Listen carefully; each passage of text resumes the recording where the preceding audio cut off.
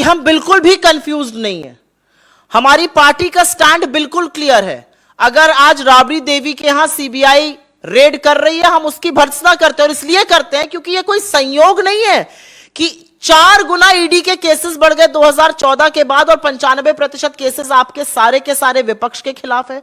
आपकी ईडी, आपकी सीबीआई, आपका income tax department, department of revenue intelligence जो ऑलरेडी प्रोब कर रहा है, वो अडानी के घर नहीं पहुंचता है, अडानी को एक नोटिस नहीं जाता है। वहां उनके पोर्ट पर, भैया मुद्रा पोर्ट पर लाखों करोड़ों रुपए की ड्रग्स पकड़ दी जाती, एक एनसीबी की रेड नहीं होती है, कोई चर्चा नहीं होती है। तो हमारा जो स्टैंड एजेंसीज के दुरुपयोग पर है, वो बिना संशय के, बिना लब्बो लबाब के एक ही बात है कि एजेंसीज का दुरुपयोग ऑपोजिशन के खिलाफ किया जाता है। लेकिन जिस वाकये का आप जिक्र कर रहे हैं, एक यह भी सच है कि दिल्ली की शराब नीति उस वक्त बनाई जा रही थी जब दिल्ली बेदम होकर बिना ऑक्सीजन के तड़प रहा था, और अगर यह नीति विड्रॉ ना करी गई होती तो हर घर के नीचे शराब का ठेका खुलने का बंदोबस्त हो गया था, महिला सुरक्षा या अराजकता को ताक पर रखकर। तो यह सवाल कैसे नहीं उठेगा? और यह सवाल इसलिए भी उठेगा कि जब विपक्ष, बाकी विपक्ष के खिलाफ एक्शन करती हैं ये एजेंसीज, चाहे वो हमारे नेता हो, या चाहे वो बिहार में हो, या चाहे वो महाराष्ट्र के नेता हो, आम आदमी पार्टी एक शब्द नहीं बोलती।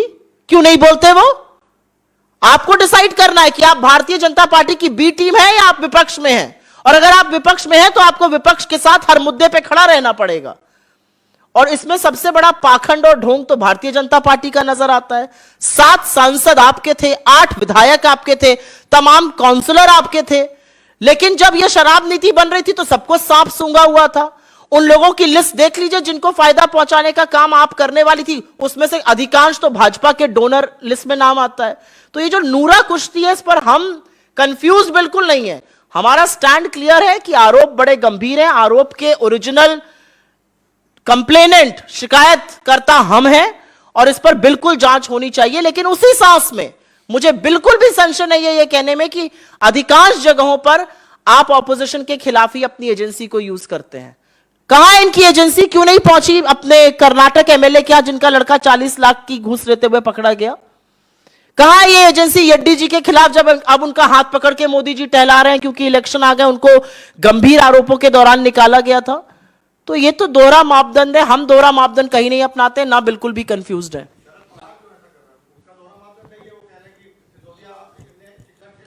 मुझे लगता है कोई विपक्ष का दूसरा नेता कौन क्या कह रहा है उनका हम थोड़ी मुंह पकड़ के बैठ सकते हैं।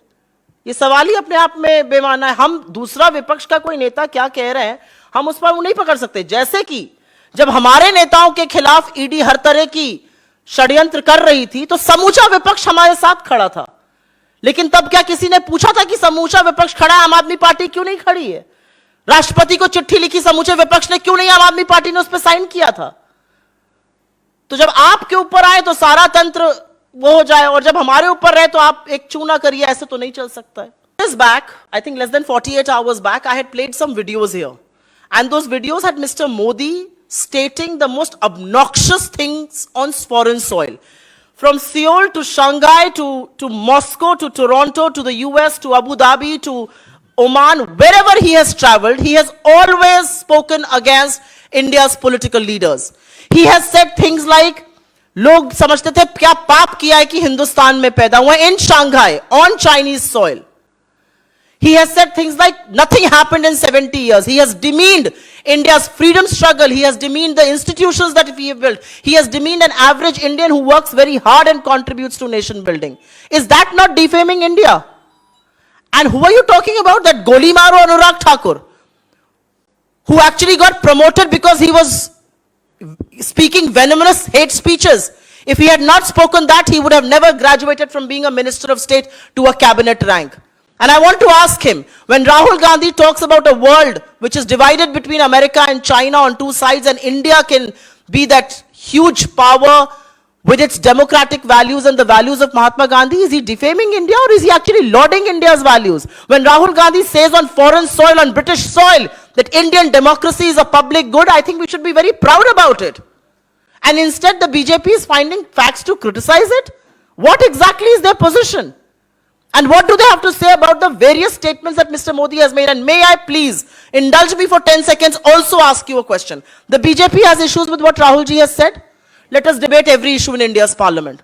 I challenge you. Are you willing to debate every issue in India's parliament? Are you willing to come forward and say that when Mr. Gandhi speaks about Adani, we will answer on Adani. When he speaks about high prices, we will not say hum lesan pyaz nahi khate. When he speaks about unemployment, we will not say pakoda tallo. When he speaks on China, we will not say koi ghusa hua nahi hai. Are you willing to debate? You cannot. And I challenge you, they cannot debate these issues. नमस्कार, मैं हूं मानक गुप्ता। अगर आपको हमारा ये video पसंद आया हो तो इसे लाइक और शेयर जरूर करें और हां, हमें सब्सक्राइब और फॉलो करना ना भूलें ताकि आप देश और दुनिया की कोई खबर मिस ना करें। तो जुड़े रहिए हमारे साथ और देखते रहिए News 24।